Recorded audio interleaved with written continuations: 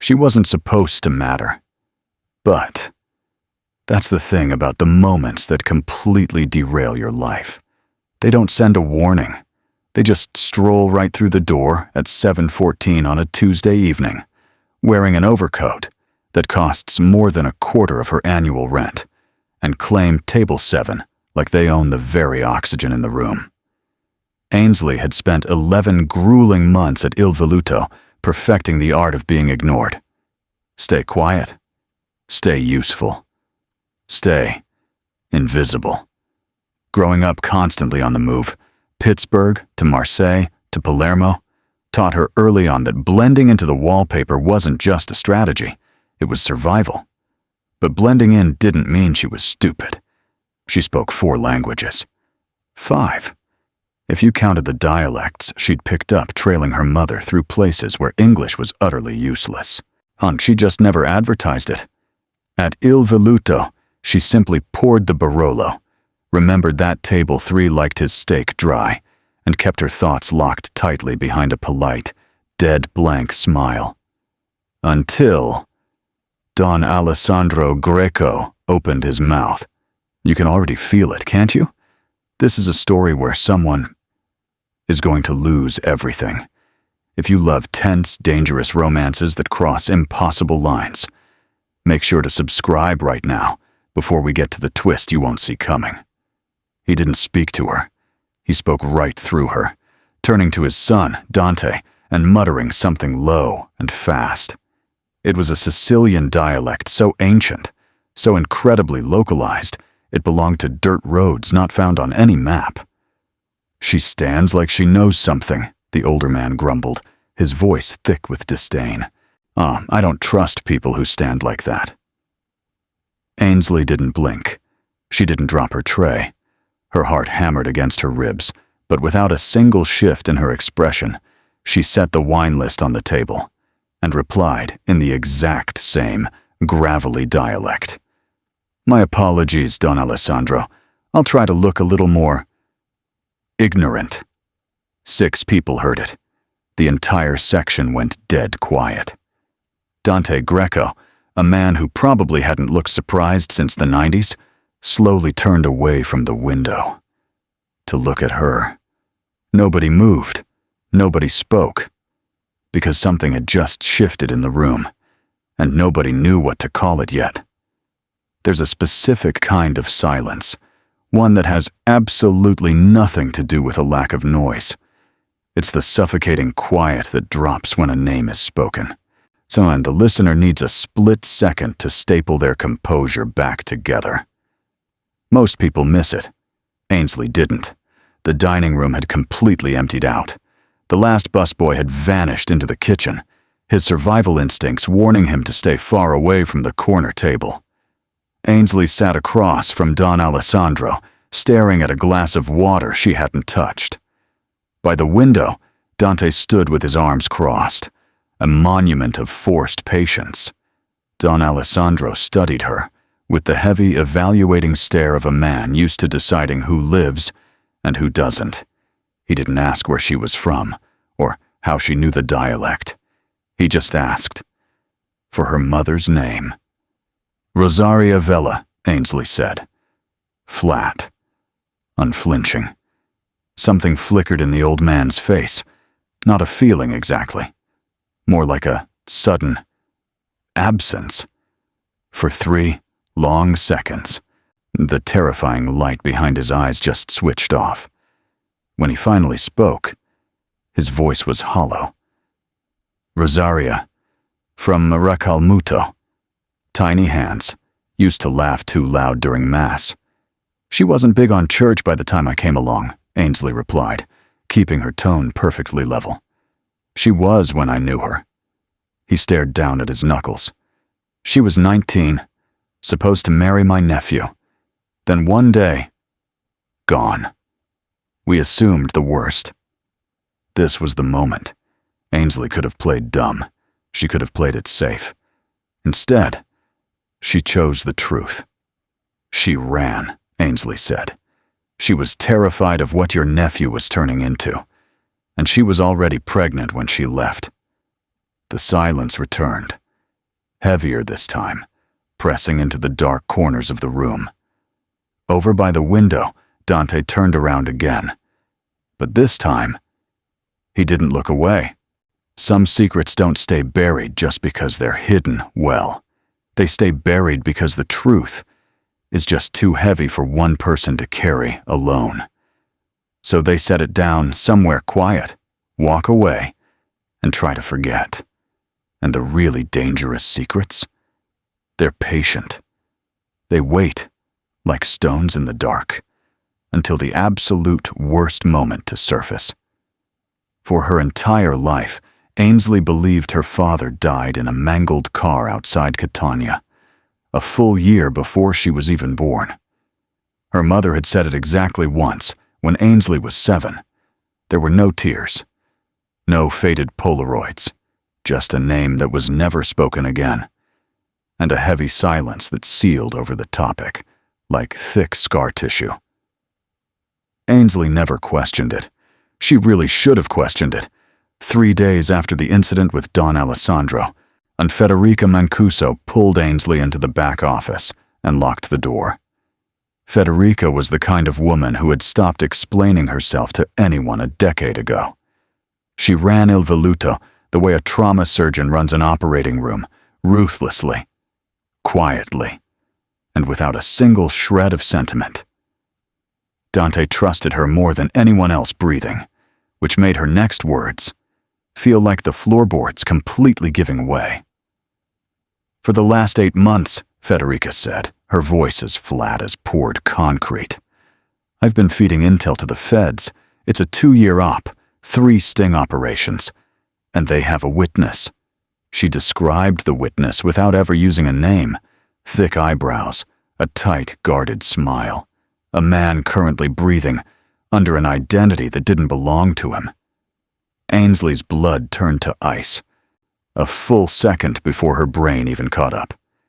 She knew that face. She'd seen it exactly once, tucked into the back flap of her mother's rotting leather address book, hidden behind a phone number with no name attached. A tiny photograph of a man her mother swore was dead. Her father. Not dead in Catania. Not a ghost. He was alive. And he was the entire reason Ainsley had landed this job at Il Veluto in the first place. This wasn't a coincidence.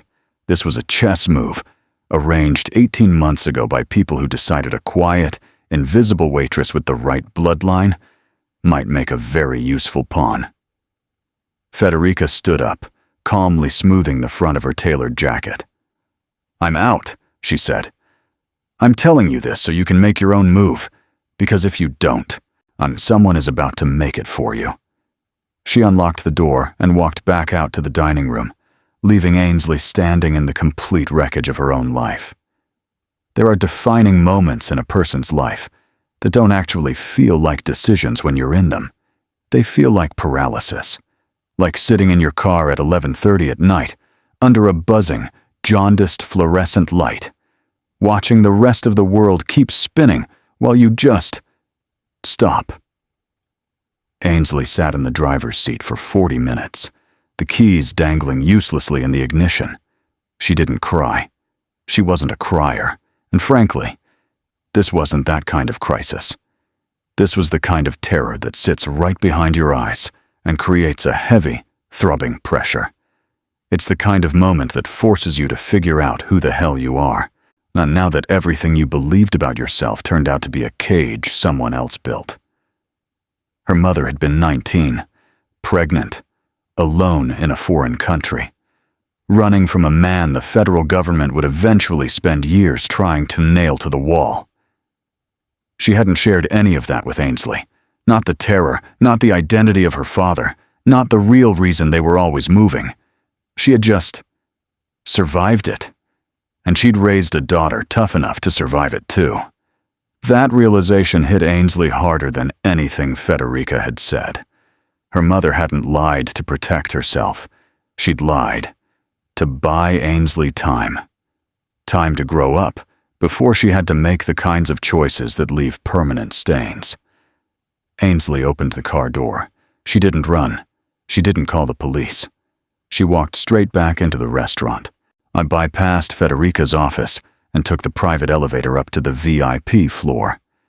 Dante was sitting alone at a corner table. He had a glass of scotch in front of him and wore the strained expression of a man trying desperately to pretend his empire wasn't catching fire. Ainsley pulled out the chair across from him and sat down. She didn't ask permission. "I know about my father," she said, her voice completely steady. "I know about the federal case. I know about Federica." She met his dark eyes and refused to look away. "And I know your grandfather and my mother knew each other in Il Veluto in 1982. Which means whatever you found when you dug into my background, it ties me to your family in a way neither of us saw coming." Dante stared at her. The silence stretched out, thick and heavy. He didn't reach for his scotch. "You aren't scared," he finally noted. "I'm scared out of my mind," Ainsley shot back, "but being scared has never been my most useful quality." Something shifted behind Dante's eyes right then. It wasn't pity. It wasn't softness. It was a cold, sharp calculation, like a mathematician who had been trying to solve the wrong equation, and finally realized he had the missing variable sitting right in front of him. Most people think power is loud. It isn't. Real power is a man who asks you a simple question and then waits, completely still, completely patient, while you decide whether to tell the truth or protect yourself. Because he already knows the answer. He just wants to see which one you choose. Don Alessandro requested dinner with Ainsley before his flight back to Palermo. He didn't suggest it. He requested it. And in his world, a request from the Don wasn't an RSVP situation. It was a summons. Ainsley showed up. She wore her work clothes. She didn't dress up, didn't dress down, and didn't try to perform. She understood perfectly well that this dinner was a test. If he was going to evaluate her, she was going to show up exactly as she was, and let him decide if it was enough. Don Alessandro started small. "Where did you grow up? How did you learn the dialect? Have you ever visited Il Veluto?" Each question landed softly, probing her the way a hand feels along a wall in pitch darkness, searching for a switch without giving away what it's looking for. Ainsley answered plainly. No filler words, no deflection, and slowly, almost by accident. Don Alessandro stopped testing her and just started talking. He talked about Il Veluto in the 80s, the old families, a fiery 19-year-old girl who sang completely off-key at Sunday Mass, argued scripture with the parish priest, and made the air in any room feel a little more electric just by standing in it. He never said her mother's name again. He didn't need to. When the plates were cleared, Don Alessandro stood up and slowly buttoned his overcoat. As he walked past Dante, he murmured one final thing, so low it was meant only for his grandson. "Don't let her disappear, the way her mother did." Dante didn't say a word, but he didn't take his eyes off Ainsley for the rest of the night. Notice how the silence between them speaks louder than words? That emotional distance is the absolute lifeblood of a dangerous romance. If you're feeling the tension, hit subscribe right now, because what happens next changes the rules for everyone. Here's the thing about a man who has spent his entire existence in absolute control. When he starts to lose his grip, just a fraction, just at the fraying edges, he doesn't panic. He gets meticulous. He builds thicker walls. He quietly rearranges the furniture of his life so that the thing threatening his control is pushed just far enough away that he can pretend it isn't a threat at all. 3 days after his grandfather flew back to Sicily, Dante exiled Ainsley to the lunch shift. There was no conversation, no explanation, just a revised schedule handed down by Federica's replacement like it was a standard administrative tweak. Fewer made men in the dining room at noon, less exposure, less risk. Dante told himself it was just a practical security measure. Ainsley knew exactly what it was. So she waited 4 days. 4 days of pouring midday coffees, of watching the evening prep from across the room, of understanding perfectly well that Dante Greco had decided the cleanest way to kill whatever was happening between them was to measure out their distance in daylight hours. On the 5th day, she caught him alone in the back hallway near the wine cellar. She stopped dead in her tracks, planting her feet, and looked at him with a specific kind of calm that wasn't actually calm at all. "Protecting someone without telling them," she said, her voice echoing slightly against the brick, "is just a quieter kind of control." Dante froze. He looked at her. He didn't deny it. He didn't try to redirect the conversation. And he didn't pull out the condescending logic powerful men usually use when a subordinate challenges them. He just stood there, letting her words suck all the oxygen out of the hallway. Because the real problem wasn't that she was wrong. The problem was that she was so surgically, completely right, that he had absolutely no defense. Every rule he had ever lived by dictated that loyalty meant obedience, that protection required distance, that caring about someone meant locking them safely behind a wall that he controlled. And in one single sentence, without raising her voice, she had taken a sledgehammer to every single one of those rules. He didn't fix her schedule, but he couldn't rebuild the wall she had just torn down either. The deadliest threats never actually look like threats. They look like a lucky break. They arrive in pristine envelopes made of heavy, expensive paper, and sitting on your cheap kitchen counter, looking perfectly reasonable, while the reality underneath is anything but. Ainsley found the envelope on a Wednesday morning. Someone had slipped it under her apartment door, between midnight and dawn. There was no return address.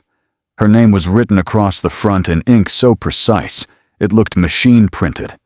Inside was a single folded letter, a business card for a boutique hotel she had never heard of, and a salary offer that amounted to more money than she had earned in the last 2 years combined. The Ferrano family wanted to hire her. Front of house manager. Full benefits. A company car. 6 months ago, an offer like this would have felt like a miracle. But 11 months at Il Veluto had taught her that nothing in this underworld comes without a hook buried in the bait. She read the letter twice. Then, she flipped it over. On the back, written in a completely different hand, smaller, slightly unsteady, as if the writer was either in a rush or trembling, was a single sentence. "Your father sends his regards." Ainsley set the heavy paper down on the laminate counter and stopped breathing for a long, terrible moment. The Ferranos had reach inside the federal op. That was the only logical explanation. Someone had connected her last name to the protected witness file, traced her employment at Il Veluto back through whatever labyrinth of decisions had placed her there, and concluded, correctly, that Ainsley Vella was either a highly valuable asset or a devastating pressure point. There was a second envelope tucked inside the first, still sealed. Her name was scrawled across the front in that same unsteady handwriting. A letter from her father. She didn't open it. She stood frozen in her kitchen for 11 minutes. Then, her survival instincts kicked in. She put both envelopes back exactly the way she had found them, shoved them to the bottom of her bag, and caught the bus to Il Veluto. She walked past the morning prep cooks, past the new scheduling board that had exiled her to the lunch shift, past every screaming instinct telling her to stop and think this through. She walked straight into the back office and dropped the envelope flat on Dante's mahogany desk. Unopened, she offered no explanation. She made no demands. She just gave him a look that communicated everything her voice couldn't carry yet. Nobody warns you about the half-life of grief. You think you've processed it. You think you've mapped out the shape of the absence and learned to navigate around it, the way you learn to walk around a heavy piece of furniture in the dark.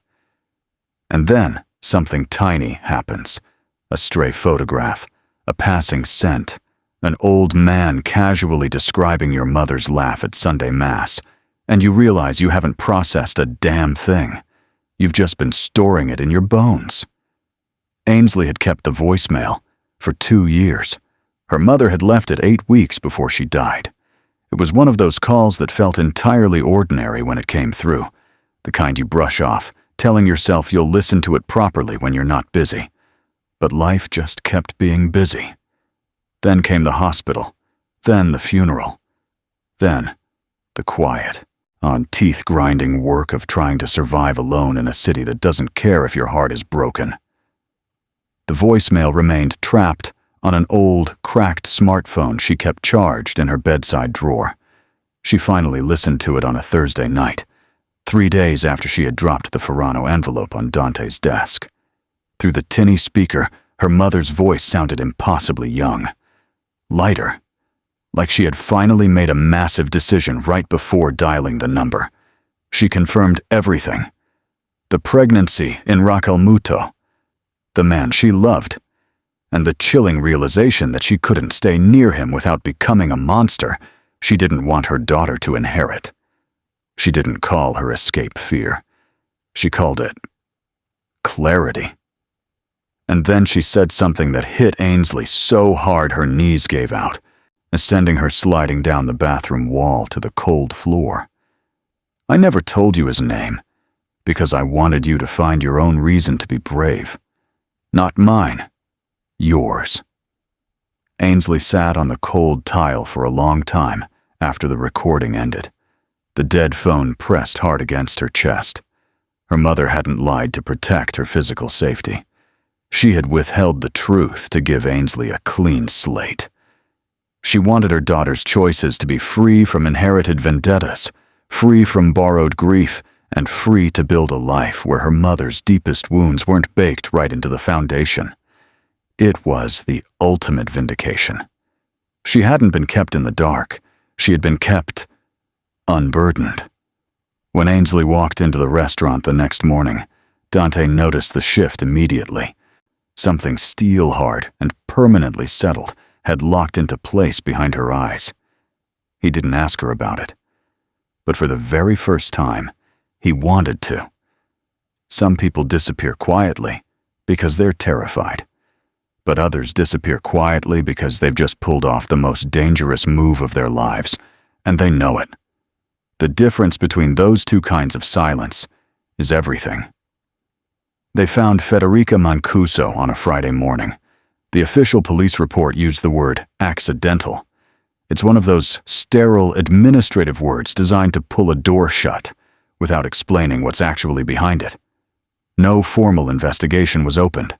No federal handler came calling. The absolute suffocating speed of the cover-up told Ainsley far more than an autopsy report ever could. Federica was gone, way before Ainsley could even process what she had handed her. The federal contact went dark that same afternoon, but Federica hadn't checked out empty-handed. 3 days after they found her body, Ainsley's phone buzzed with a notification from an encrypted messaging app, an app she had never downloaded, had never heard of, but suddenly found nestled on her home screen. Inside was a single file, no message attached, no sender name. She opened it sitting in her car in the parking garage, the same buzzing fluorescent light, the same bleak gray concrete. But the air in the car suddenly felt suffocatingly heavy. The file was a goldmine of evidence, meticulously documented, dated, and cross-referenced. And none of it pointed at Dante. It pointed at Marco, Don Alessandro's nephew, the man Ainsley's mother had run from at 19. The man who had spent 4 decades operating deep inside the Greco family structure, functioning like a clean, load-bearing wall that nobody had ever thought to inspect for rot. At the very bottom of the file was one final detail that made Ainsley's hands go dead still on the steering wheel. Marco Greco was already booked on a flight. He was coming in for a family business meeting. He would be walking through the doors of Il Veluto in exactly 6 days. Ainsley closed the file. She sat in the chilling silence of her car and finally understood, with the kind of cold, total clarity that only hits when the last puzzle piece snaps into place, that Federica hadn't just been warning her. Federica had handed her a loaded weapon. What Ainsley chose to do with it would dictate who survived the fallout. You're not just watching an action story. You're watching an emotional war. A dead woman just handed a broke waitress the one thing that could bring down an entire mafia empire. If you love stories where the underdog finally gets their vindication, don't let this be the only chapter you see. Subscribe now. There is a very specific breed of danger that hides behind impeccable manners. It holds doors open for you. It compliments the sommelier's wine selection. It asks the waitstaff for their names and actually remembers them, not out of kindness, but because knowing a name is just another form of ownership. It sits at the head of a dining table, looking like the most reasonable man in the room, while everything beneath the surface is pure venom. Marco Greco arrived on a Thursday evening. He was 63, but lean in a way that spoke of ruthless discipline rather than old age. His silver hair was cropped close, and he wore the relaxed, unhurried smile of a man who had spent his entire life never having to rush for anyone. He strolled into Il Veluto like he had spent decades owning rooms exactly like this, because he had. Ainsley was not assigned to his table. She had made absolutely sure of that 3 days in advance, quietly swapping shifts without drawing any attention to the request. She worked the furthest section of the floor, kept her back angled away from the VIP area, and moved through her shift with the same invisible, ghostly efficiency she had spent 11 months perfecting. It didn't matter. She felt the exact second he noticed her. It wasn't that his eyes darted in her direction. She never caught him looking directly at her. It was far subtler. It was the way his conversation with Dante paused, for a fraction of a heartbeat, when she stepped into his peripheral vision.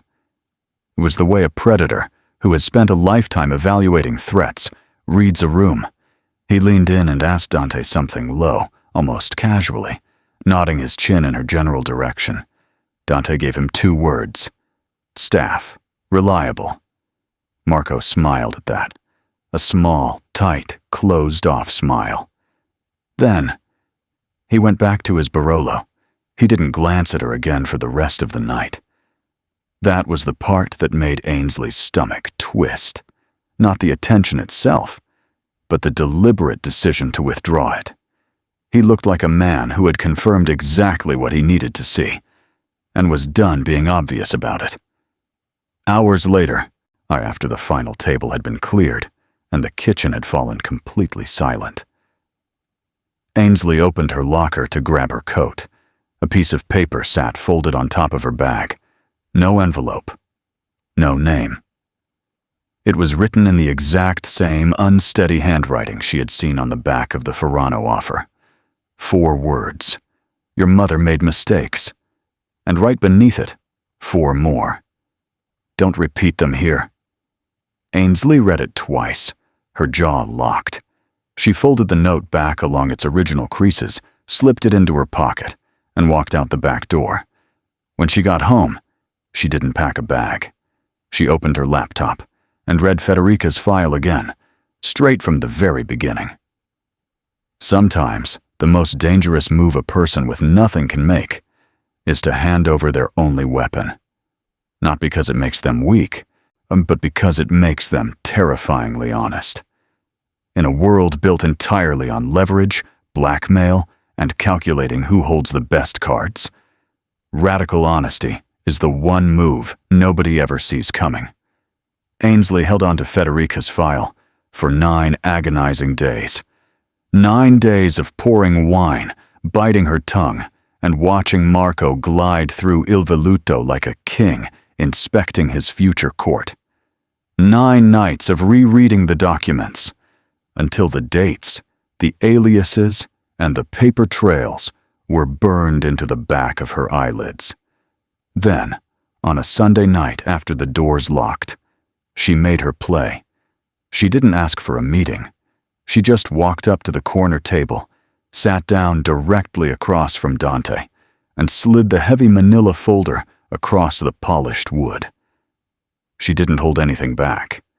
She laid out exactly what Marco had done, on the irrefutable evidence Federica had gathered, and the terrifying truth her mother had discovered 40 years ago that had sentenced her to a life on the run.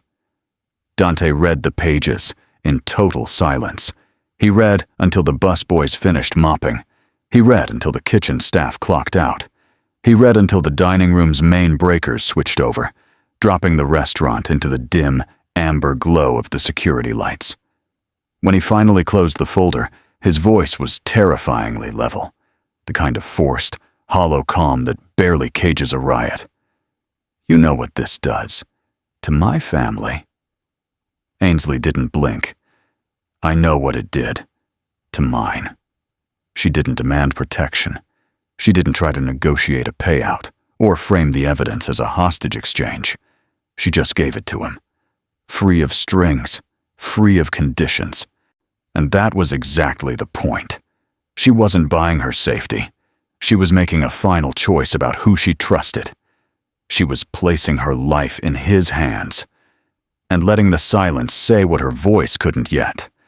Dante kept the file, and that night, without saying a word to her, he tripled the security detail outside her apartment building. You can brace for a punch you see coming. What you can't prepare for is the icy drop in your gut when you walk into the restaurant for the evening shift, and the hostess refuses to meet your eyes, or the way the manager's office is dark when it shouldn't be, or the suffocating, unnatural quiet lingering over the dining room, the specific kind of tension that only settles after a line has been crossed and cannot be uncrossed. By 8:15 p.m., Ainsley was gone. There was no shattered glass. So no screams, no cinematic struggle, just an empty section, a coat still hanging quietly on its hook, and a cell phone going straight to voicemail. It was a surgical extraction, designed to look like she had simply stepped out for a breath of air. Dante found out at 8:47. He didn't yell. He didn't bark orders at his lieutenants. He simply stood up, put on his overcoat, and walked out the front door. And every single person who watched him leave understood instantly. The boss wasn't delegating this.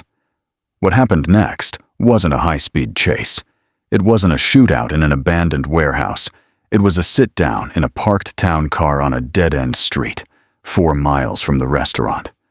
2 men who shared the same bloodline, sitting in the dark, perfectly aware of what the other was willing to destroy. Now, nobody will ever know exactly what words passed between Dante Greco and his uncle Marco in that car. But everyone felt the shockwave of the result. By midnight, Ainsley was back in her apartment. Safe.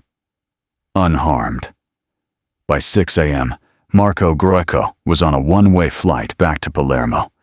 And when Ainsley walked into Il Veluto the next afternoon, Dante was already there. He was sitting at the bar, nursing a black espresso instead of his usual scotch.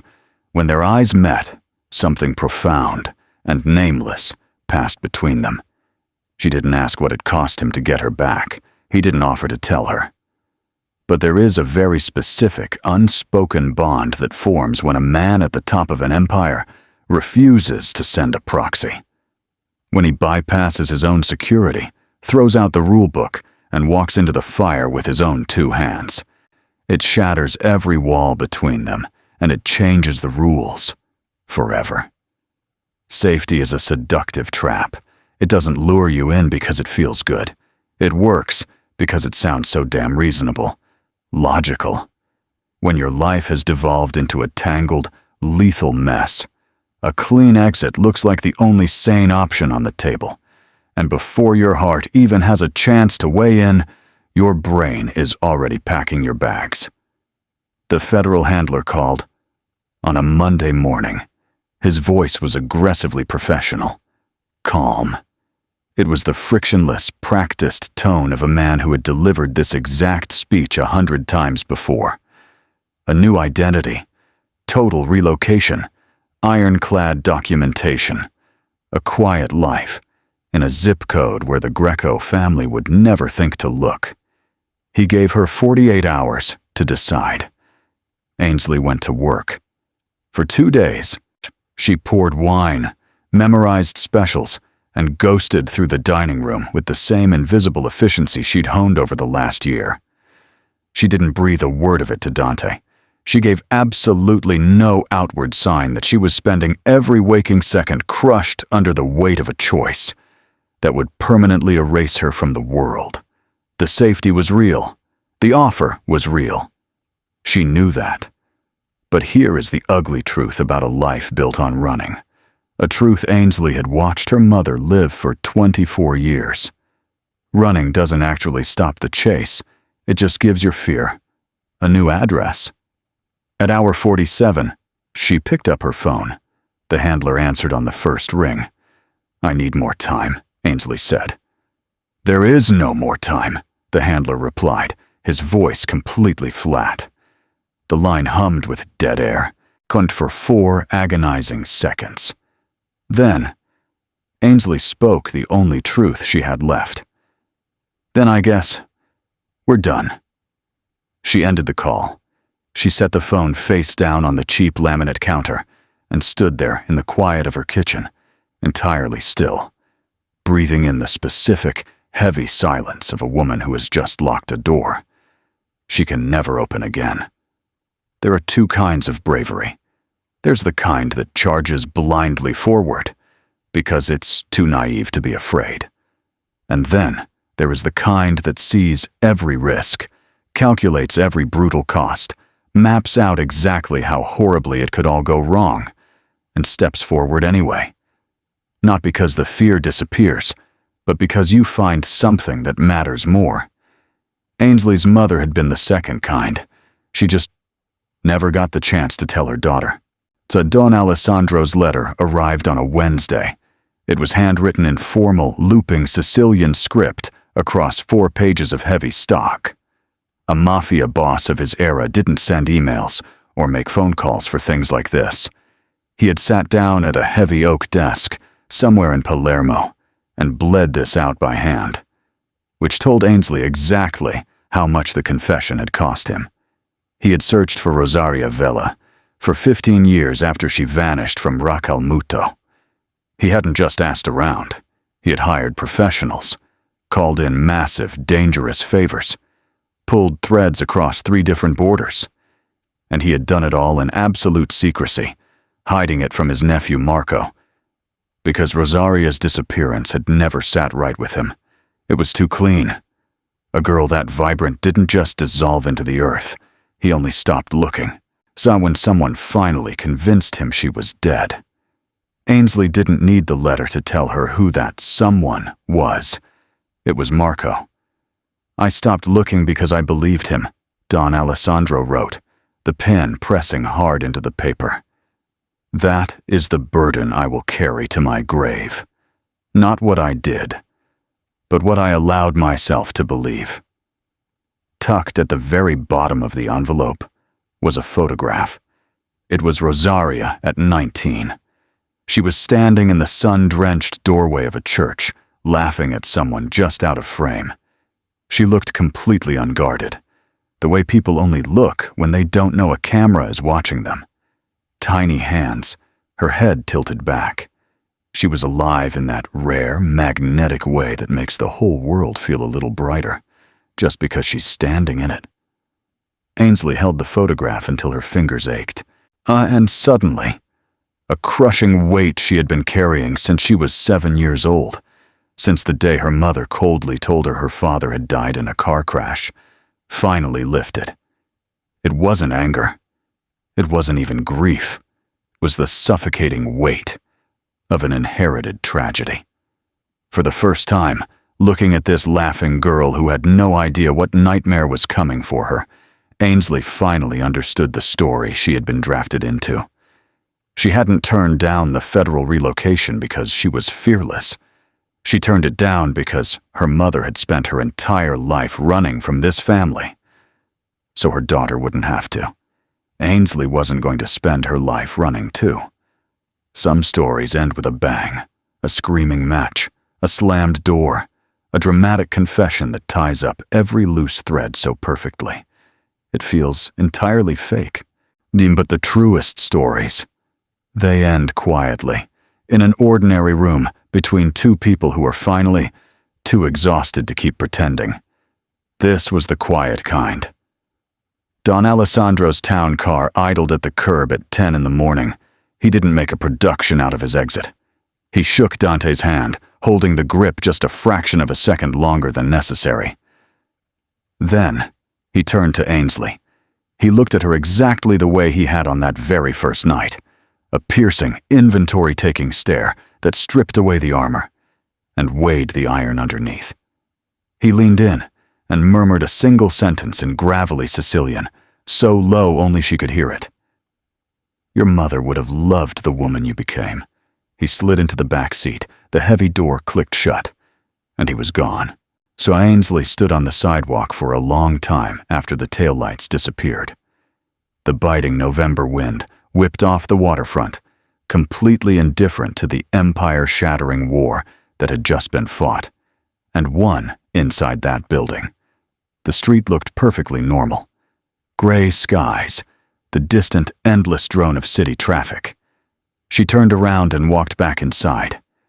Il Veluto was closed for the afternoon.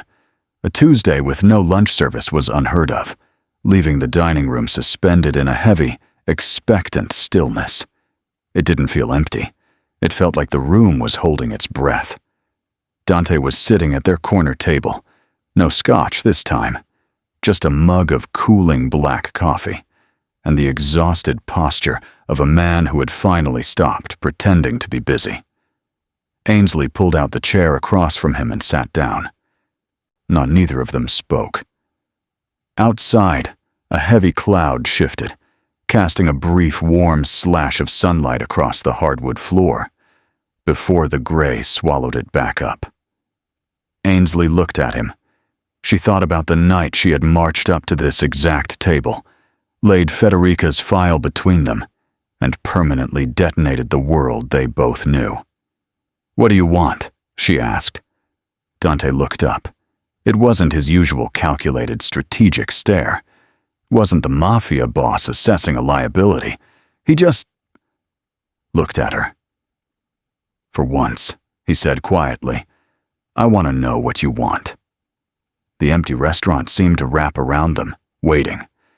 And for the first time in 24 years, Ainsley didn't have a contingency plan. She didn't have a tactical response, a fake smile, or a mask designed to make her invisible. She just had the truth, and she decided that was a good enough place to start. The best stories do more than entertain. They reflect the silent strength we sometimes forget we carry. If Ainsley's journey moved you, subscribe to the channel to stay connected to more stories like this. Drop a like and share this with someone who needs a reminder of their own power.